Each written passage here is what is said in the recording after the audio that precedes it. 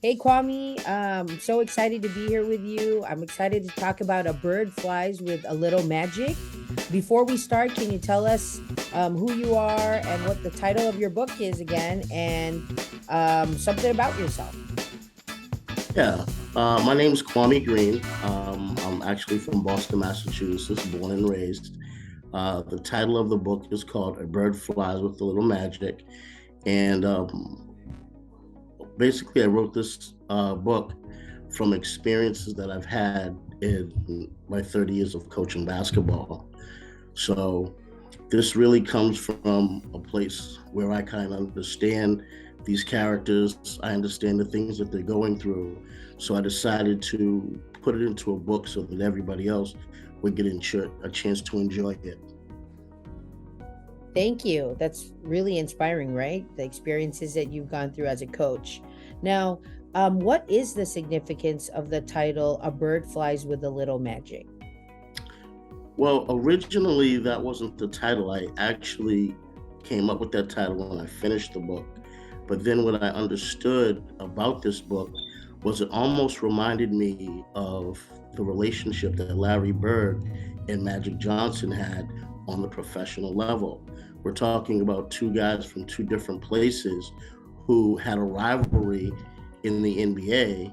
And as they started to play against each other, they became, affectionate towards each other because of the competition and because of the things that they really shared in terms of family values.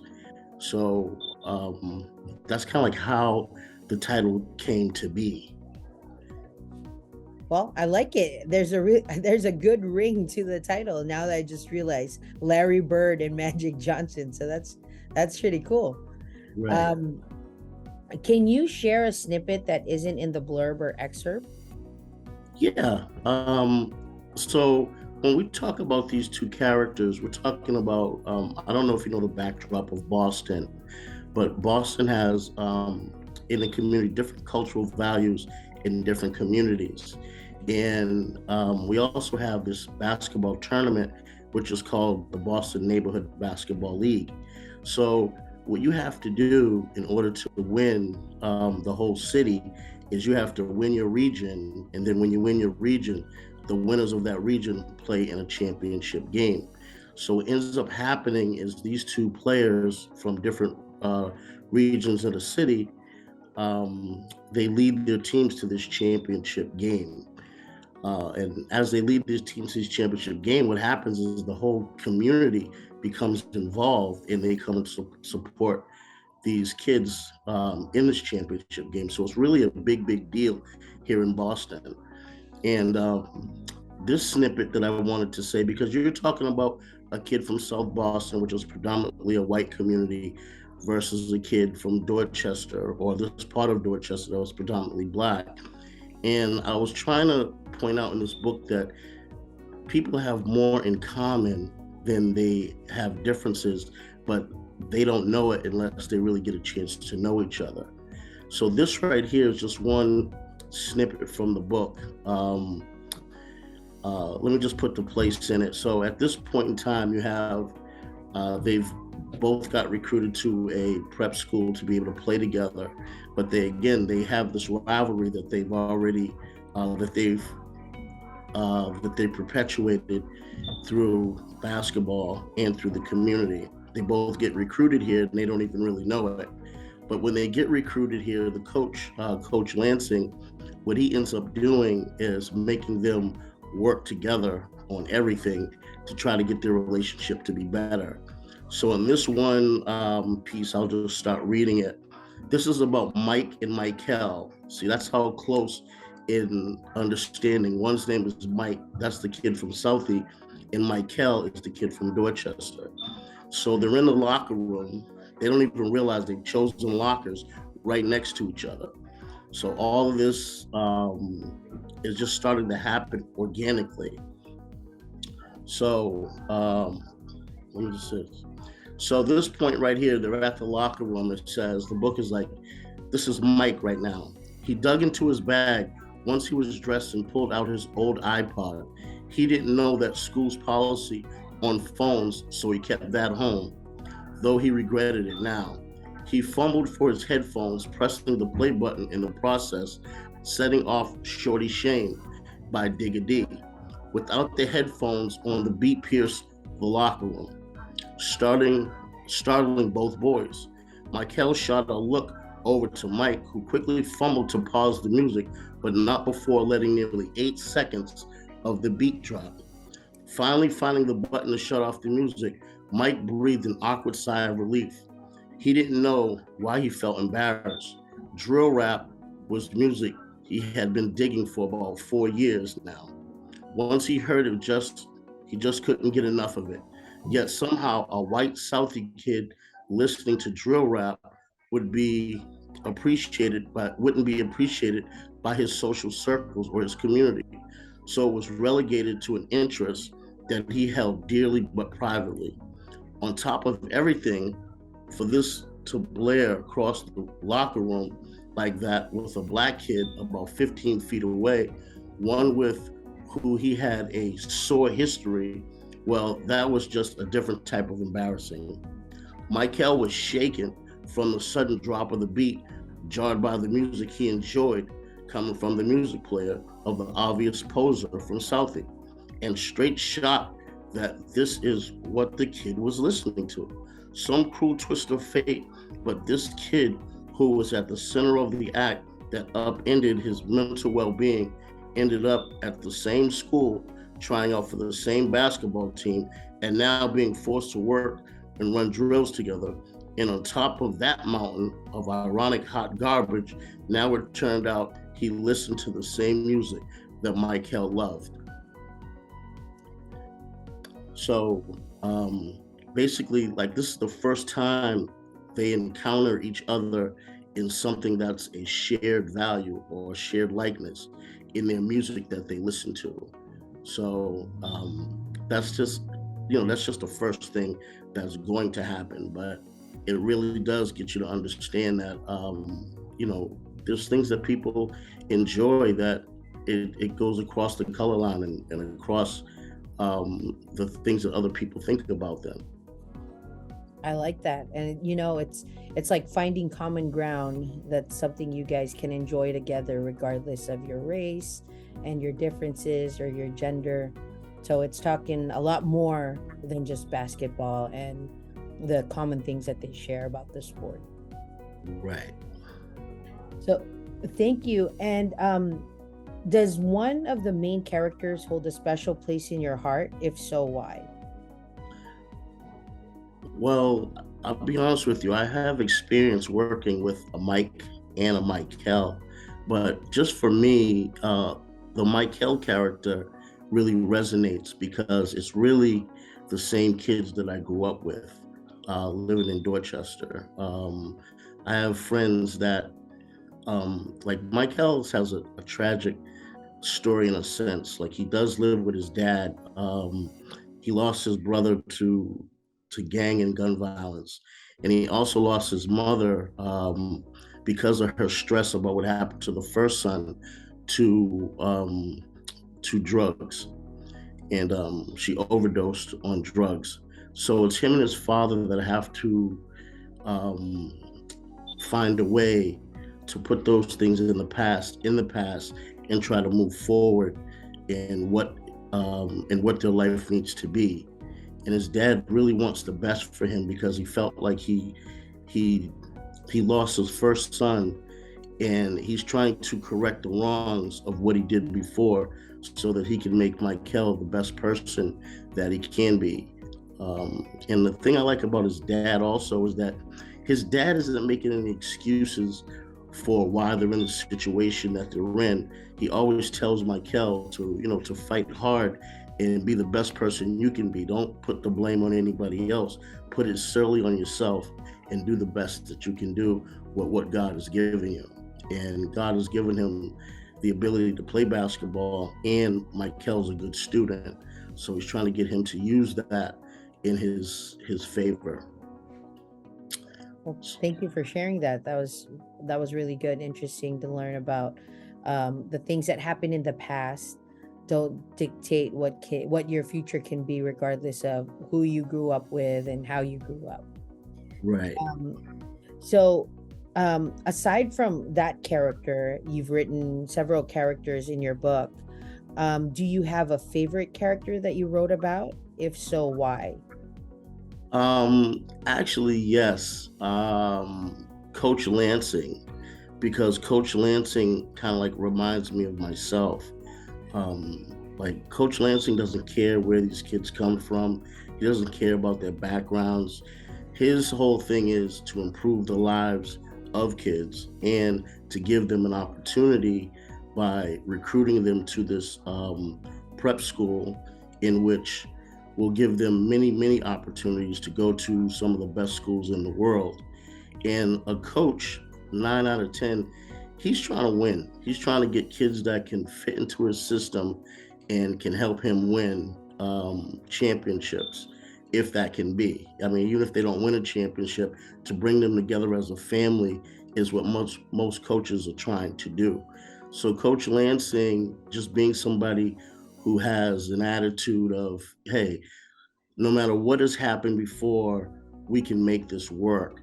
And that's why in the book, you'll see that Coach Lansing does some strategies to be able to get these kids to be able to work together so that they will be able to forget all the negative stuff from the community, but to be able to come together as a family and, and try to progress the school to being the best that it can be, the school team.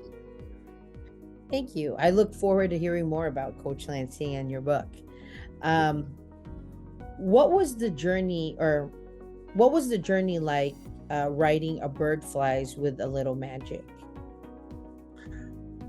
Well, like I told you, like I've coached basketball for about 30 years now. I've coached girls, boys, elementary, middle school, high school, and junior college. So I've had a lot of different experiences in this realm.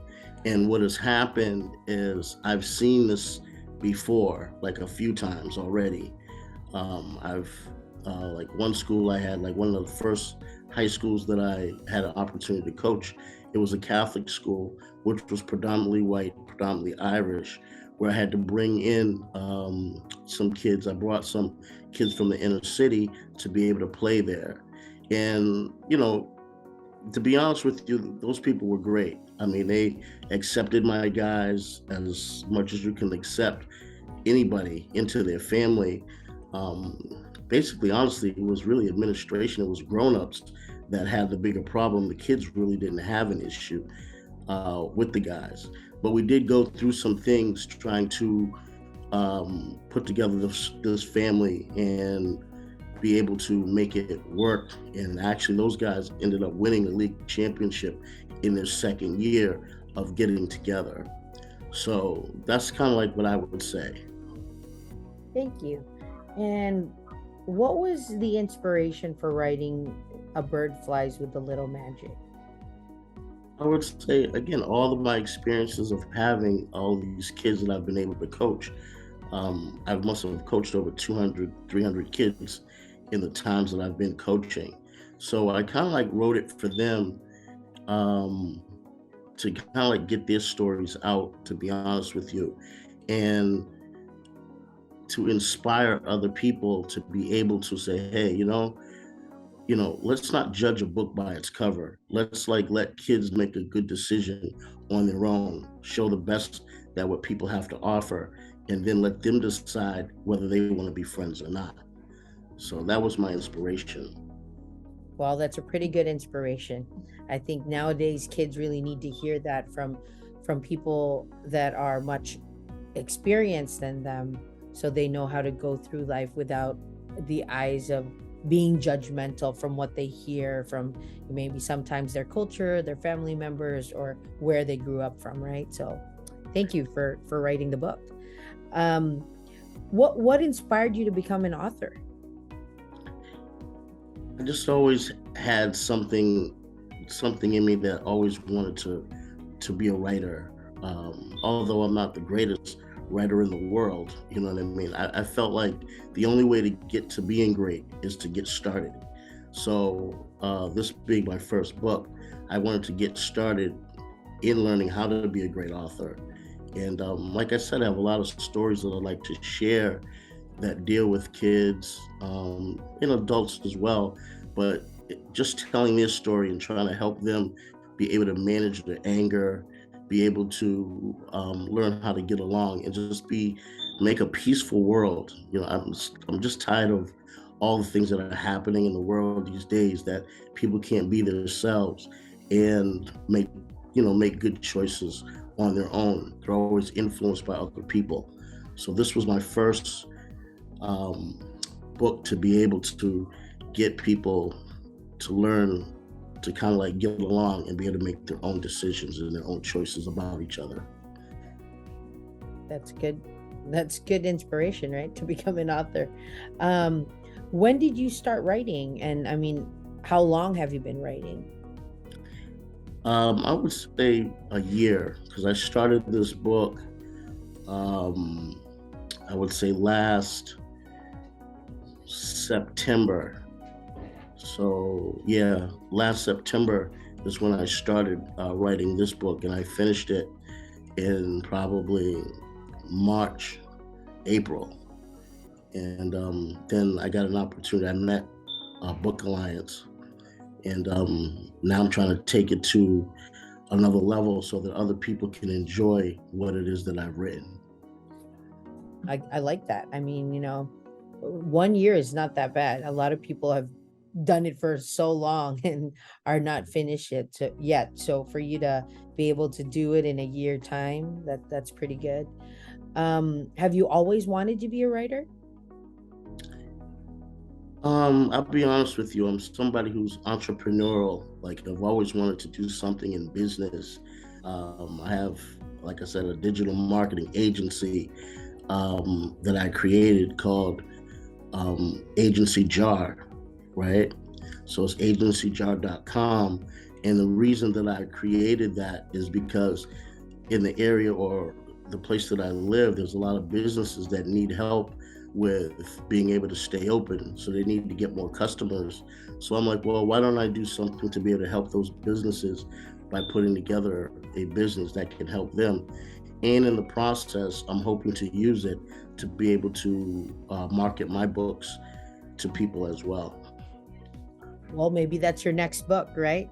How to be a good entrepreneur and the things that you can do or avoid in business. I'd buy Maybe. that one. um, uh, how would you see your book 5 years from now?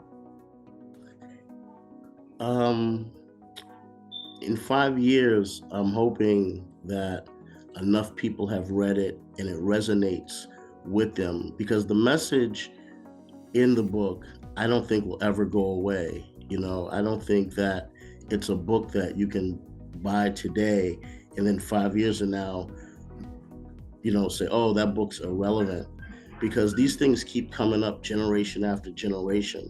So I'm hoping that this book can inspire people for generations to be able to do what's right for each other. I agree. The message doesn't change because it's always going to be the same message, but the interpretation of the message can also be different. So maybe there's something different from what you have to say compared to what other people, are thinking about. But what advice would you give a new writer, someone just starting out? Um, I would first tell a new writer to look at the experiences that they've gone through and try to draw from those experiences, because it makes it easier to keep writing when you're basically talking about yourself and you're putting it into words using different characters. So that's what I would tell a new writer, to kind of like look within, because everybody has a book within themselves. They just have to find out how to dig it out. And how that's going to work is them looking in the mirror, and not being able to, you got to be able to put yourself out there a little bit as well. You can't be afraid to share information, because the things that you go through, thousands of other people have gone through. So it will resonate with some type of audience. Well, thank you for sharing that. I'm sure they'll be able to get a lot from that advice. Now, where can they purchase your books? Right now, I have it on Amazon.com. Author Kwami J. Green, and and under the title "A Bird Flies with a Little Magic." So that's really the only outside place that I have. There's also a bookstore in California that has 5 of my books right now. I can't remember. It's the Book Alliance actually gave me the idea to put them in their bookstore in California. So those are the only places that I know of at this point right now. All right. And where can readers find out more about you? For me, again, I work for Boston Public Schools. I work as I've been an educator for those 30 years. It almost coincides with my coaching career. But if you want to find out more about me, you can Facebook me at Kwami Green, and you'll see that I'm actually um, I have a picture up from Roxbury Community College, where I was the head basketball coach of the junior college for 8 years.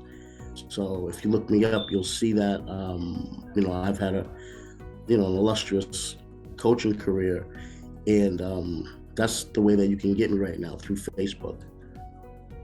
Thank you, Kwame. And lastly, how's your experience working with Bookmark Alliance? Oh, it's been great. I feel like the people at Bookmark Alliance, they really want to help you get your book where you want to get your book. So they're giving me the doors. They're opening up doors that I didn't even know were even available or even possible. And they contacted me. Um, I didn't even know about them. They contacted me, and then they told me about this opportunity. And as soon as I heard about this opportunity, I was like, "Hey, that's something that I'd like to take advantage of." So now, the book will be in Germany at the book fair. Now, WordPress magazine will have um, a mention of my book there. And then there's other things that they have, coming up, in which I'll probably take a part of, so that I can, get the book out to as many people who want to hear what I have to say. Well, thank you, Kwame. I'm looking forward to working with you even more through Bookmark Alliance. And I agree that people need to hear what you have to say. So it's been a pleasure doing this interview, and I hope you have a good day. Okay, thank you so much.